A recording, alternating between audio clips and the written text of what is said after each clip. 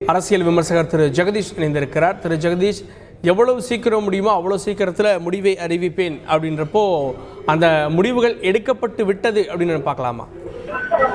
இல்லைங்க, நான் முதலே நம்ம என்ன சொன்னோம்னா, அவர் ஒரு டெமோக்ராட்டிக் ப்ராசஸ்ல தன்னுடைய மன்ற நிர்வாகிகள்கிட்ட கூப்பிட்டு இன்னைக்கு கலந்தாலோசனை பண்றாரு அப்படிங்கிற பார்த்தோம்.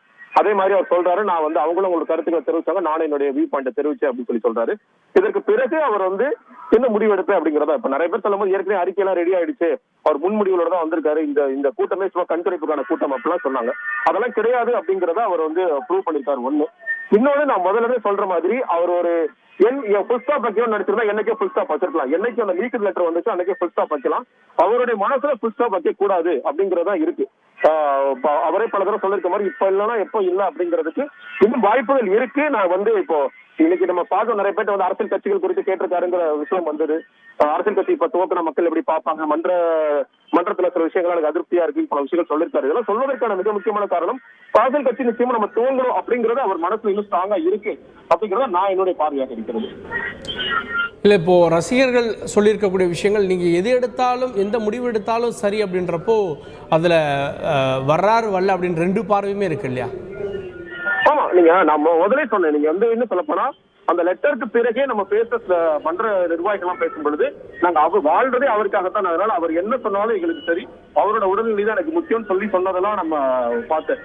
நான் பர்சனலா பேசும்போதே இருந்துச்சு. ரசிகர்கள் எப்பயுமே அவர் என்ன முடிவெடுத்தாலும் அதுக்கு தயாரா தான் இருக்கிறாங்க.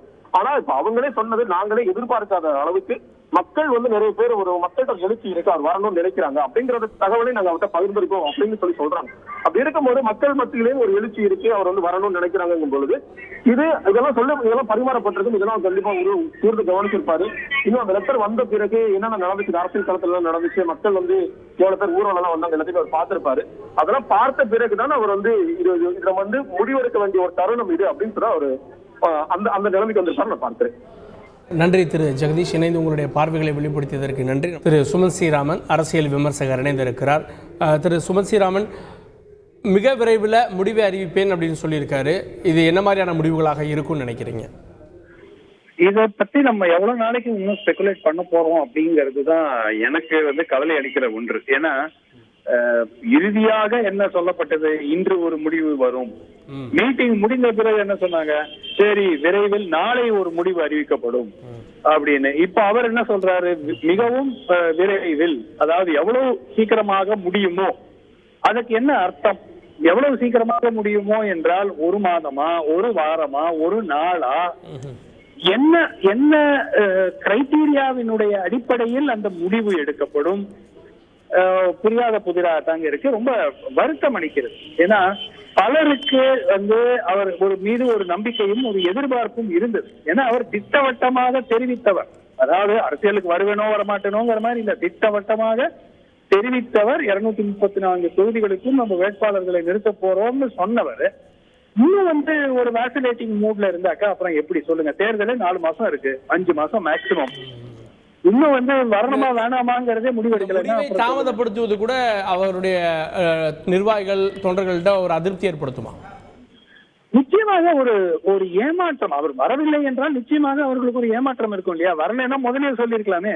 ஏன்னா அவர்களுடைய டைமும் வீணாக போகுது இல்லையா?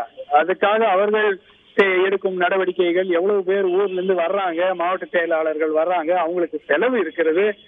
இதெல்லாம் எவ்வளவோ சேரிட்டி ஒர்க் பண்ணிட்டு இருக்காங்க, கையை விட்டு காசு போட்டு பண்றாங்க. சோ அதெல்லாம் பண்ண மாட்டாங்க நான் சொல்லல.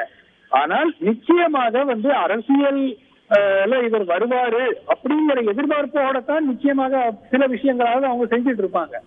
அதெல்லாம் செய்ய வச்சுக்கிட்டு அதாவது அவர்கள் மனதில் நிச்சயமாக திரு ரஜினிகாந்த் என் பின்னாடி வந்தா நீங்க பணம் சம்பாதிக்க முடியாதுன்னா சொன்னா கூட இந்த தொண்டர்கள் மத்தியிலும் நிர்வாகிகள் மத்தியிலும் மனதில் நிச்சயமாக ஒரு ஆசை இருக்கும். அட்லீஸ்ட் பவருக்காக ஆசை இருக்கும். அதெல்லாம் இல்லாமல் அவர்கள் யாருமே அரசியல் போக போவதில்லை, இல்ல அவங்க ஒரு தலைவரை பின்தொடர்ந்து செல்வ போவதில்லை.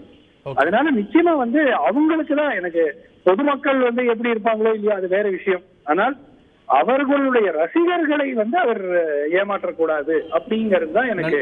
அவங்க ஏற்றுக்கொள்வார்கள் என்று வேற. அதுதான். நன்றி திரு சுமன் ஸ்ரீராமன். இந்த தாமதம் கூட ஒரு ஏமாற்றம் தான் அப்படின்னு விஷயங்களை பகிர்ந்து கொண்டிருக்கிறீர்கள்.